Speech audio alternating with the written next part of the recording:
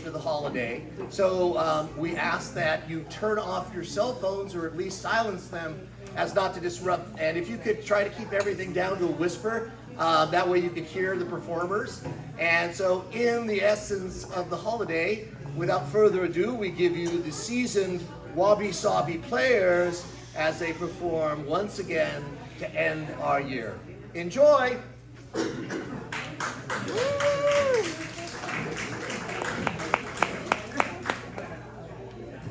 Twas the night before Christmas first appeared in the Troy Sentinel newspaper on December 23rd, 1823, without an authored name. It is attributed to Clement Clark Moore. Moore's vivid description created the iconic image of Santa's jolly elf with a sleigh, reindeer, and a sack of toys, replacing older, more varied figures. It's one of the most famous American poems defining Christmas traditions for generations, influencing art, music, and gift-giving. 'Twas the night before Christmas, when all through the whole house not a creature was stirring, not even a mouse. The stockings were hung by the chimney with care, in hopes that St. Nicholas soon would be there. The children were nestled all snug in their beds, while visions of sugar plums danced in their heads. And Mama in her kerchief and I in my cap had just settled our brains for a long winter's nap. When out on the roof there arose such a clatter, I sprang from my bed to see what was the matter. Away to the window I flew like a flash, tore open the shutter, and threw up the sash.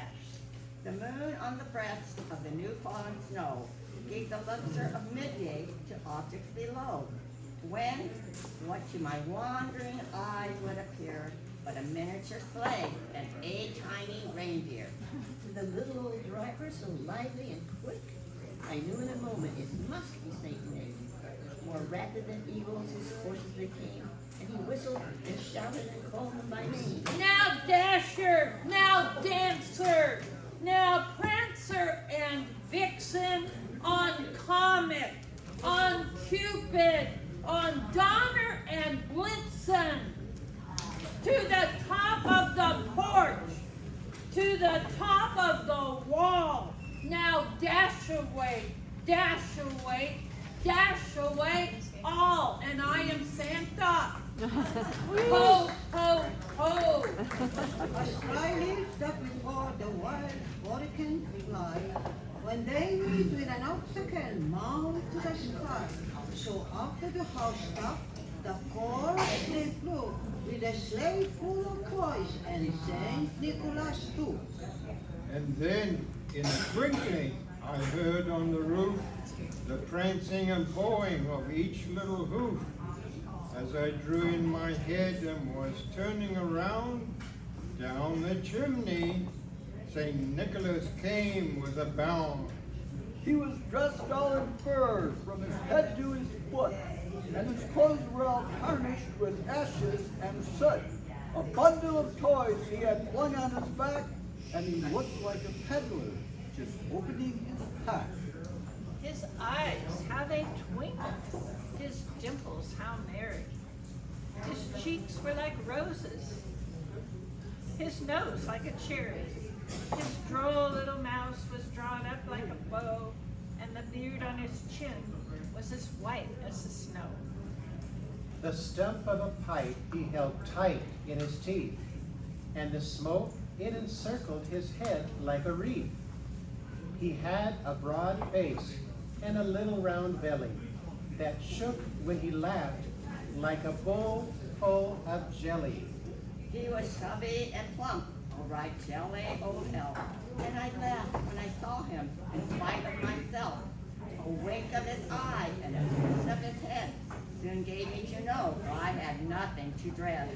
He spoke not a word, but went straight to his work and filled all the stoppings, then turned with a jerk and laid his finger aside of his nose, and giving a nod, up the chimney he rose.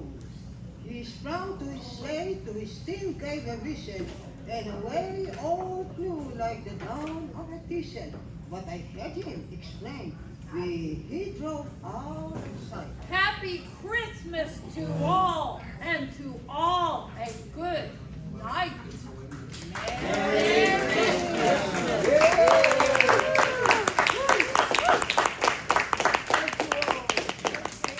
So we're now performing How the Grinch Stole Christmas by Dr. Seuss, adapted for Reader's Theater by Danielle Specka.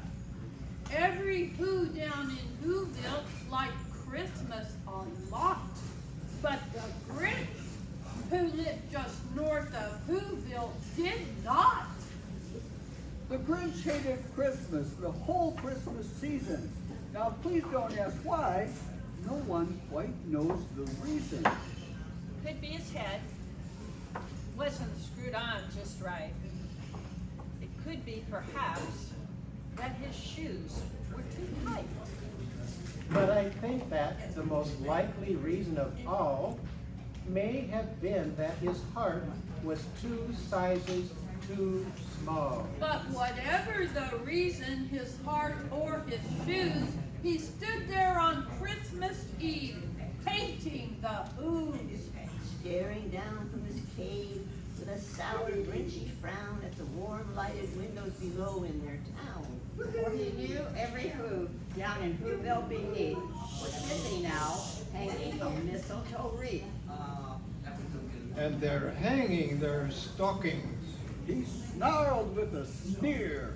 Tomorrow is Christmas.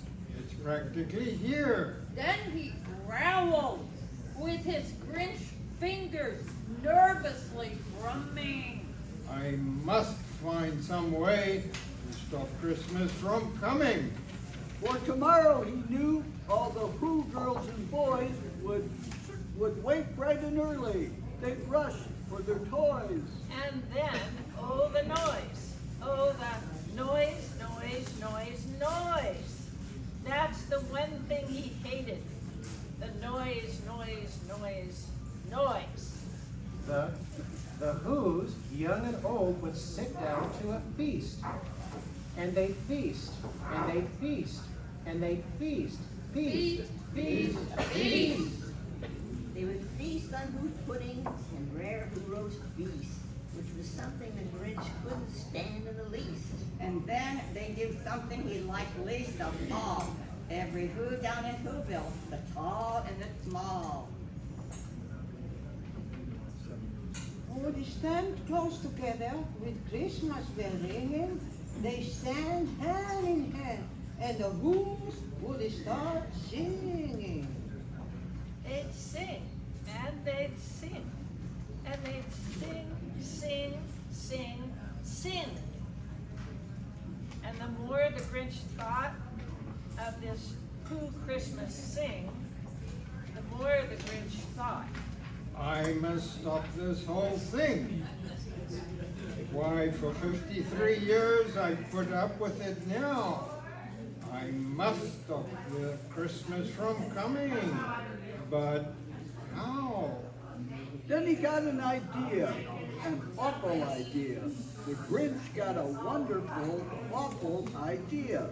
I know just what to do. The Grinch laughed in his throat, and he made a quick Santa Claus hat and a coat, and he chuckled and chuckled.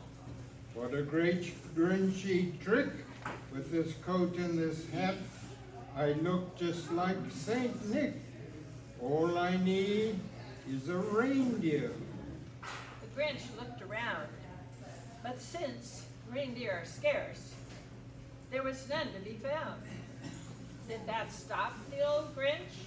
No, The Grinch simply said, if I can't find a reindeer, I'll make one instead. So he called his dog Max, and he took some red thread and he tied a big horn on the top of his head. Then he loaded some bags and some old empty sacks on a ramshackle sleigh, and then he hitched up old Max. Then the Grinch said, Giddy up! and the sleigh started down toward the towns where the Who's lay a snooze in their town. All their windows were dark. Quiet snow filled the air. All the Who's were all dreaming, sweet dreams without care. When he came to the first little house on the square, This is stop number 1. The old Grinchy Claus hissed, and he climbed to the roof, empty bags in his fist. Then he slid down the chimney, a rather tight pinch. But if Santa could do it, then so could the Grinch. He got stuck only once for a moment or two. Then he stuck out his head out of the fireplace flue with the little blue stockings all hung in a row. These stockings Big Red. are the first things to go. then he slithered and slunk with a smile most unpleasant around the whole room, and he took every present. Pop guns and bicycles, roller skates and drums, checkerboards and tricycles, popcorn and plums. And he stuffed them in bags. Then the Grinch, very nimble, stuffed all the bags one by one up the chimney. Then he slunk to the icebox. He took the Who's feast. He took the Who's pudding. He took the roast beef. He cleaned out that icebox as quick as a flash. Why the Grinch ever even look the last can of blue ass? Then he stuffed all the food up the chimney with glee, And now grinned the Grinch. I will stuff up the tree. And the Grinch grabbed the tree, and he started to shove, when he heard a small sound like the coo of a dove. He turned around fast, and he saw a small who, little Cindy Lou who was not more than 2. The Grinch had been caught by this tiny Who daughter, who got out of bed for a cup of cold water. She stared at the Grinch and said, Santa Claus, why? Why are you taking our Christmas tree? Why? But you know that old Grinch was so smart and so slick. He thought of a lie, and he thought it up quick. Why, my sweet little tot? The fake Santa Claus lied. There's a light on this tree that won't light on one side. If I'm taking it home to my workshop, my dear, I'll fix it up there. Then I'll bring it back here. And the stick pulled the child. Then he patted her head, and he got her a drink, and he sent her to bed. And when Cindy Lou Who went to bed with her cup, he went to the chimney and stuffed the tree up. Then the last thing he took was the log on the fire. Then he went up the chimney himself, the old liar. On their walls he left nothing but hooks and some wire. And the one speck of food that he left in the house was a crumb that was even too small for a mouse. Then he did the same thing to the other Who's houses, leaving crumbs much too small for the other Who's houses. It was a quarter past dawn. All the Who's still abed.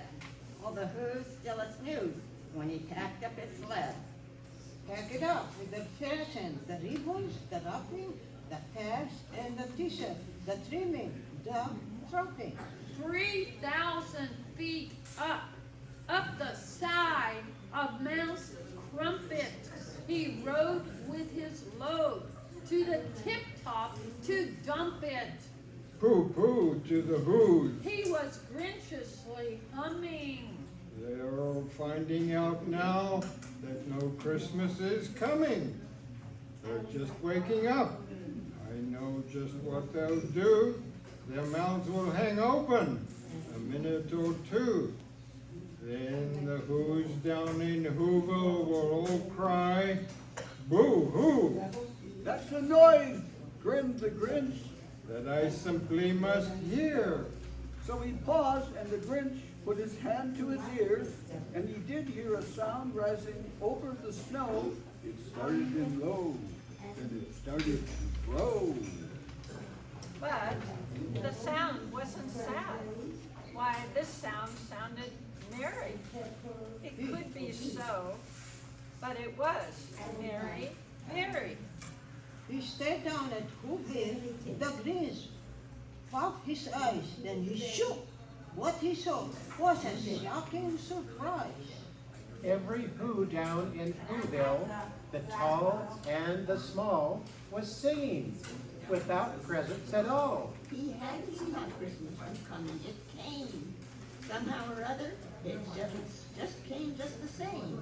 And the Grinch with his Grinch feet, ice cold in the snow, stood puzzling and puzzling. How could it be so? It came without ribbons. It came without tags. It came without packages, boxes or bags. And he puzzled 3 hours till his puzzler was sore. Maybe Christmas He thought, doesn't come from a store. Maybe Christmas, perhaps, means a little bit more. And what happened next then? Well, in Whoville they say that the Grinch's small heart grew 3 sizes that day. And the minute his head didn't feel so tight, he whizzed with his load through the bright morning light. And he brought back the toys and the food for the feast. And he himself, the Grinch, carved the roast beast. Merry